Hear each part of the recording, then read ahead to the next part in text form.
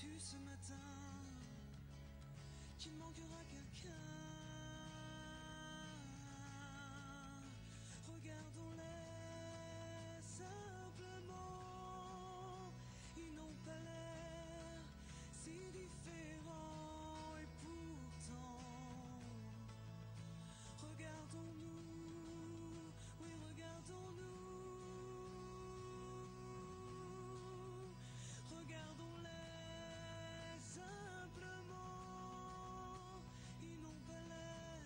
Comunque il riferimento da battere di Francesca Panziera 2:29,75 che grazie ad un incredibile miglioramento rispetto al tempo di iscrizione di quasi 20 secondi si è portata in testa la classifica provvisoria, l'atleta del Veneto Banca Montebelluna classe 97. Intanto Anna Kuman, più giovane, classe 98 della Rarinantes Marostica, si prende il passaggio a farfalla in queste prime due vasche della serie numero 5.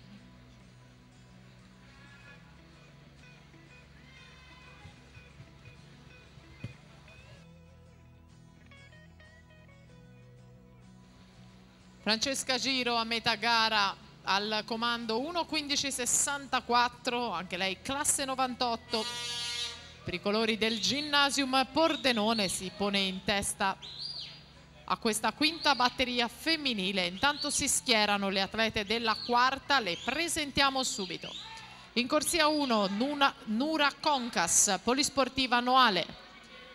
In corsia numero 2 Giulia Jean Corona, a Rarinantes Adria Monfalcone. In corsia numero 3 in lane 3 Iris Urbancic, Gorenica Radovlitza. In corsia 4 Alessia Maddio, SC Nuoto. In corsia 5 Alice Marcori, Triestina Nuoto. In 6 Alessandra Brazzale, Sport Management.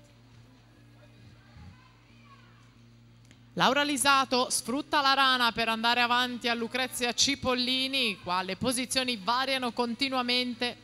Lisato con un vantaggio di 57 centesimi da gestire nelle due vasche conclusive.